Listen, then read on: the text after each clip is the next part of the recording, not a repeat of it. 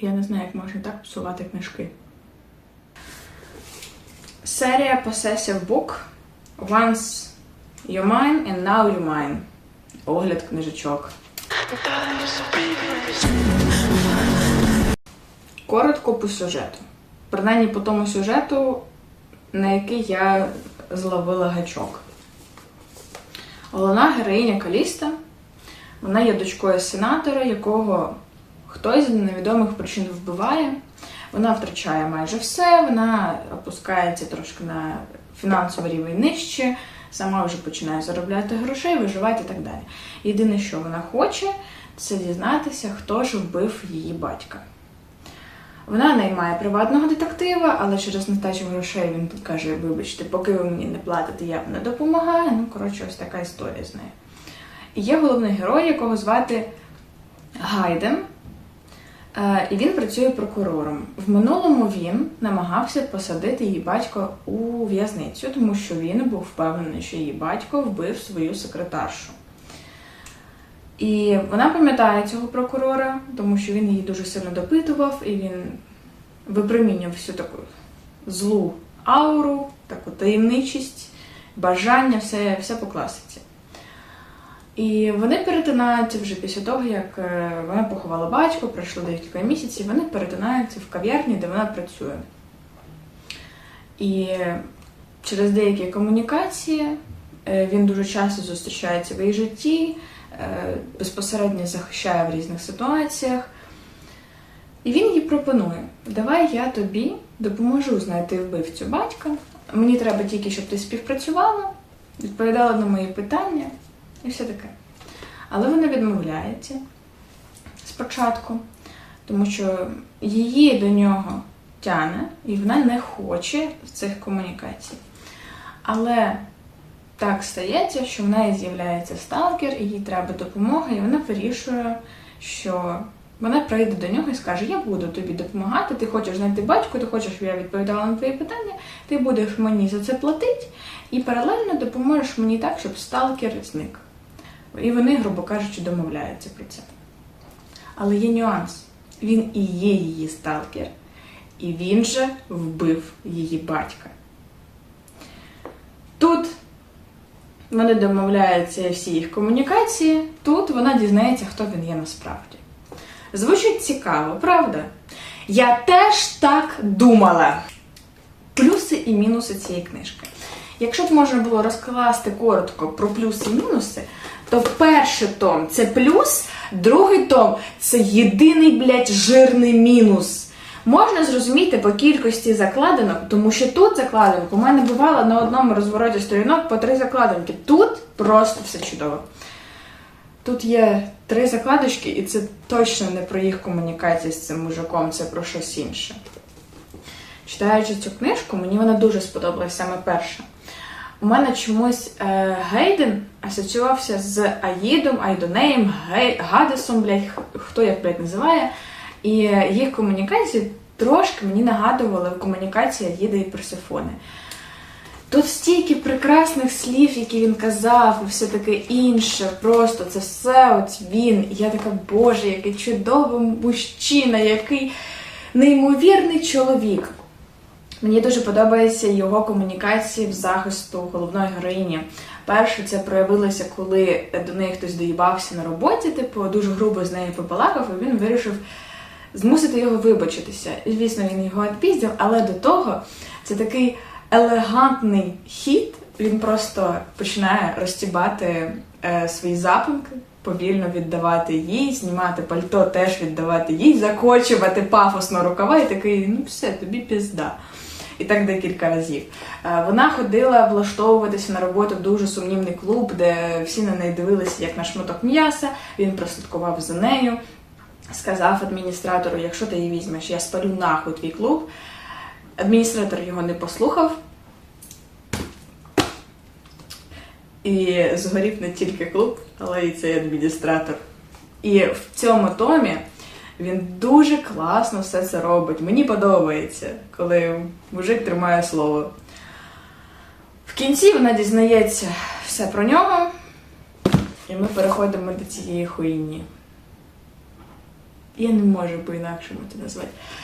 Таке відчуття, що авторка така: гарний мужик, мені подобається. Зроблю з нього хуйню. Я не знаю, хто читав двір «Шипів і троянд», я не знаю, як ви ставитеся до Темліна, але тут буквально асоціація, що він був Різентом, а потім став Темліном. Просто, блядь, піздець. Я розумію, що він залежний від неї. Тому ця серія називається «Посесів». Посесінг, блядь. Але, блядь, я не знаю, як це пояснити, але коли я очікую книжку про залежного чоловіка, залежного від жінки, сталкер і так далі, то мені не вистачає все одно цієї незалежності головної героїні і його ставлення до неї як до королеви. Він ставиться до неї як до королеви, але він забуває про її незалежність, і це перетворюється щось на дуже хворобливе. Тобто, ось це перша книжка, це схоже на романтизацію дуже хуйового редфлега, але тут можна. Тут це реально, наче ти зустрічаєш в житті такого йобнутого, і тобі стає моторошно, просто тобі хочеться тупо втекти нахуй від такого.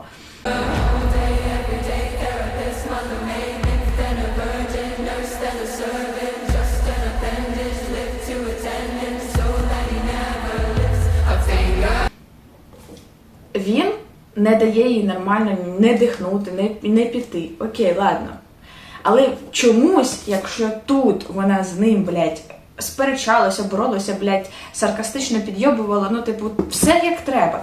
Тут вона просто перетворюється на якогось овоча, який просто не вміє мислити, і вона така: ой, мені треба розібратися, але ніхто ніхуя не розбирається.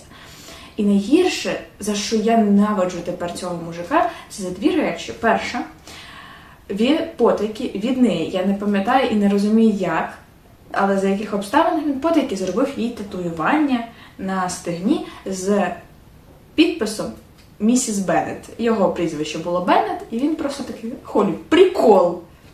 What? What? Але це ще не найгірше. Вона вирішує піти до лікаря, щоб приймати противозаплідні. Він дізнається, що вона пішла до якогось сумнівного лікаря, типу такого безкоштовного. Він такий: ні-ні-ні, ти підеш до найкращого лікаря, я вже тебе записав, піздуй. Звучить добре, правильно? Він домовляється з цією лікаркою, щоб вона замість протизаплідних дала їй плацебо, фізрозчин вколола. І головна героїня приймає фізрозчин весь час, думаючи, що вона захищена. Він це зробив спеціально, щоб вона завагітніла, що буде тут.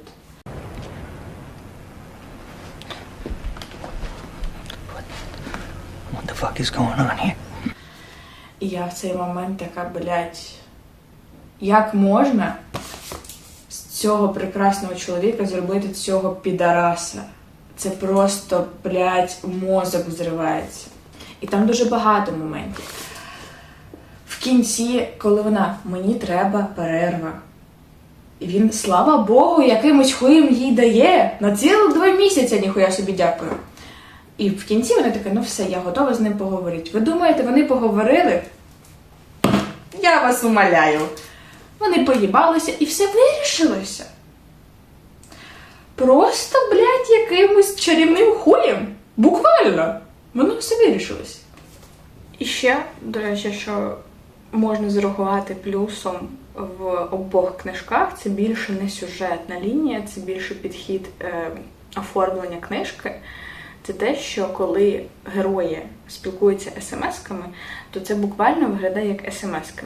Скріншотом, цим всім, емодзі, це все там було. Я дуже люблю, коли так роблять в книжках, тому що так передається більше гумору.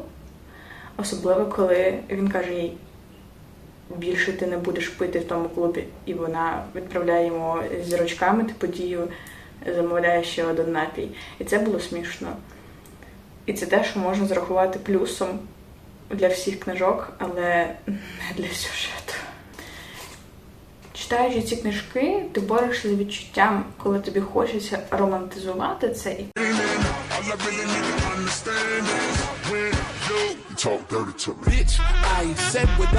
коли ти просто в ахуї, тому що головний герой спочатку відчувається як щось дуже класне, а потім він відчувається як щось дуже божевільне. І вайб від цих книжок приблизно ось такий.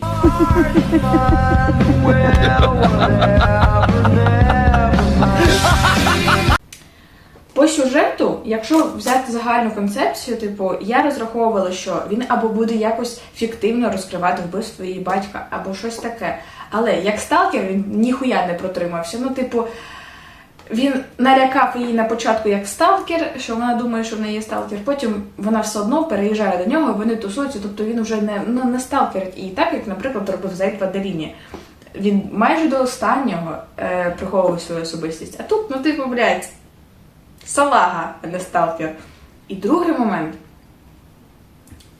те, що коли він намагався розібратися в історії її батька, тому що він був впевнений, що батько винен в тому, що він хотів його колись засудити, і він знаходить несостиковочки в деяких моментах, де вона свідчить як його алібі. І за що тут плюс, ну тут просто цей плюс завершується, але починається тут. Він дізнається, що в минулому з головною героїнею сталося дещо дуже-дуже жахливе, і він вирішує знайти всіх цих підарасів і їх нахуй вбити. Дякую йому за це. Але у нас виходить 3 сюжетні лінії. Це розслідування вбивства батька, сталкінг і розслідування її минулого. Ми відкидуємо нахуй 2 перших, бо, ну, кому вони всралися, дійсно. Ми візьмемо тільки останнє, ми згадаємо про це тільки під кінець книжки, і воно якимось чином закриє недоліки всього іншого. Тобто, грубо кажучи, тут загальна сума відсотків на 2 книжки, десь 85%, це їх незрозумілі стосунки. Якщо тут, я ще й думала, що тут дуже повільно розвиваються їх стосунки, значить тут буде щось дуже цікаве. І потім під кінець книжки авторка, ну, таке відчуття, що вона просто пише, а потім така, блядь, сюжет. Треба щось вставити. І вона така, отут, хірану. І все. Тобто, підводка до розгадки не була по кусочкам з самого початку. Ніхуя. Просто в якихось останніх розділів трапляється щось таке, що, не знаю, лампочка загорається в неї в голові цієї героїні, і вона така, ой, ніхуя собі. І все. Я не знаю, чи рахується це як дарк роман, по ідеї так, бо тут є тригер-ворнінги, які на сайті, які я не читала, ну, таке інше.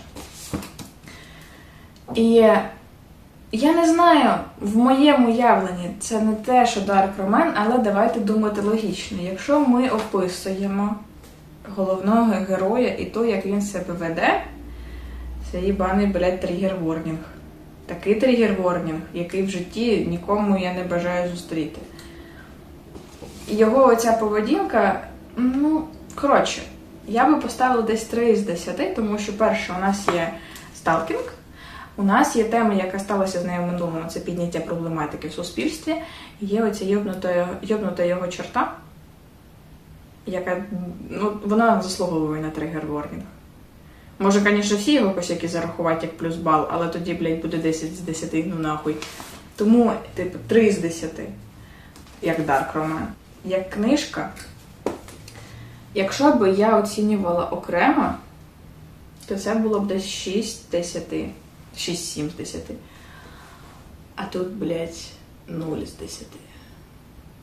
Ну, блядь, за гумор і подружки 1 з 10, не більше. Не більше.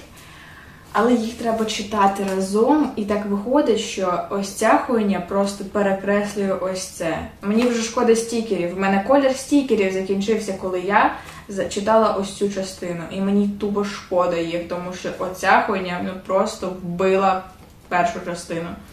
Але нам треба оцінити це як загальну концепцію, тому що це все ж таки дилогія. Я би поставила цьому 3 з 10.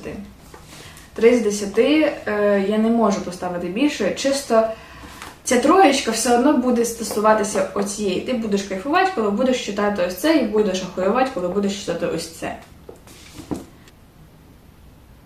У мене просто один суцільний ахуй. Я не знаю, як можна так зіпсувати книжкового мужика і сюжет книжки.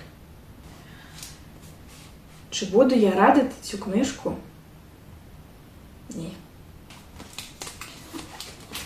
Цю книжку можна радити тільки людям, якщо вони люблять канчелих. Настільки канчелих, що я не знаю. Я думаю, цього з нас вистачить. Ну, на цьому все. До нових книжок.